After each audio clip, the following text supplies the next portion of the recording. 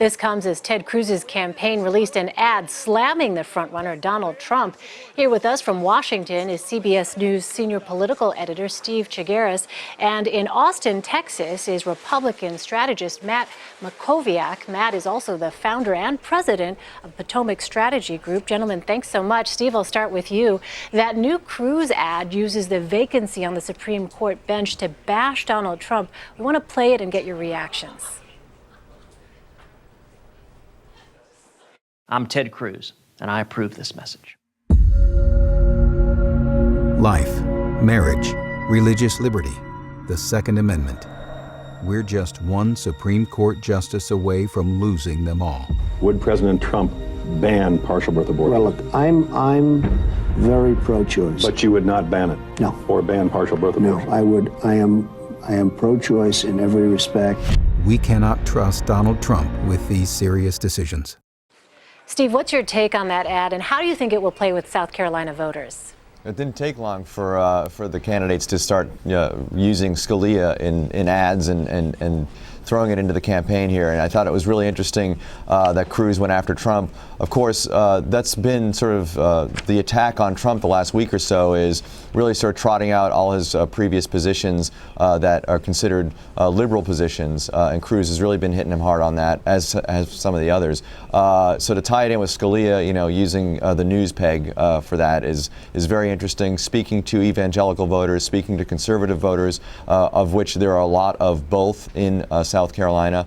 It'll be interesting to see. I think the one thing that's really interesting with Trump and Republicans in these primaries so far is that it's almost like his previous positions don't necessarily matter. It's what he's been saying now. And if you listen to Trump, he really comes across as a pretty hard right conservative on some of the things he's talking about, immigration, guns, et cetera. So it's really hard to predict how South Carolina Republicans will react to this new line of attack, basically really just sort of pointing out all of Trump's old positions if they're really enamored with what he's saying now. Matt, what do you think? Yeah, look, I mean, I think on the on the one hand, so the Supreme Court is an area of expertise that Cruz has that's almost unique to him. Former clerk to the Chief Justice, the late William Rehnquist, argued in front of the Supreme Court, I think 9 times. He understands the Supreme Court very, very well. I think he knew Justice Scalia for 20 years. So it's an area where he has a tremendous amount of expertise and confidence. But it also gives a frame for Cruz to talk about Trump's liberal previous views on issues in a way where it really matters to people. I agree with Steve. For the most part, Trump has been able to get by having been a liberal in the past and being a recent convert to conservatism. But as it relates to the Supreme Court, the question is the authenticity of Trump's political views. Are these things he's saying now because he's campaigning for the Republican nomination? Are they things you can trust him on with a Supreme Court vacancy and the balance of the court at stake? This is a real question in South Carolina. Steve, here's the thing, though. He's been leading in the polls in South Carolina for a while. A new CBS News poll shows Trump beating Cruz by 22 points in South Carolina. And it kind of seems like he really could win this primary handily. The other polls in the previous states were pretty much on point. So is there anything really standing in his way, do you think? Sure. I mean, there's still, 5 days until the primary. Anything can happen. There's a lot that's going to happen this week in South Carolina that could help erode that lead. First, this poll also showed, which I thought was interesting, is there was a question on which of these has impacted your vote choice recently, and 52% of Republican primary voters said that how the candidates performed at the debates. So if there was a sense that Trump didn't have a good debate by South Carolina voters, then maybe that erodes a little bit. Then you get the Bushes, and I know we're going to talk about this in a little bit, but Jeb Bush, even though in our poll voters didn't think he did a great job, I think there's a sense, at least among establishment Republicans, that Jeb had a good night at the debate. It was really the first time he stood up to Trump and didn't back down. Usually Trump would shout him down at these debates, and then Bush would be invisible for a while afterwards.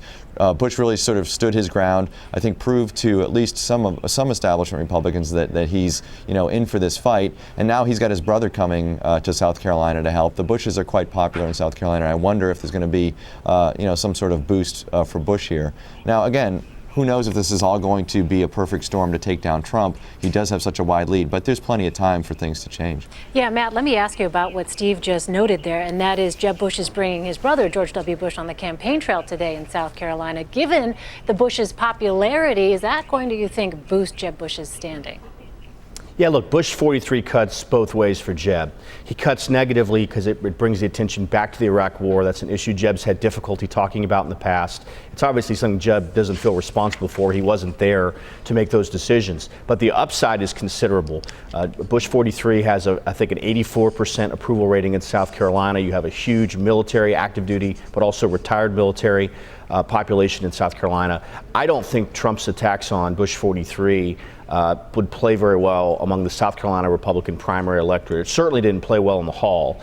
And so you had Trump taking shots at Bush 43, to bringing up 9/11, bringing up the intel, and also attacking Lindsey Graham, the senior senator from South Carolina, who just 2 years ago avoided a runoff against 7 candidates. So I think what Bush 43 is going to do is he's going to give credibility to Jeb that he is a credible commander-in-chief. That's a credential that only Bush 43 can offer. Obviously, he's his brother, so he's going to say something positive. But he's going to talk about his brother in terms of national security and being commander-in-chief, and I think that will matter. All right, Matt Mackowiak and Steve Chaggaris, thank you both so much.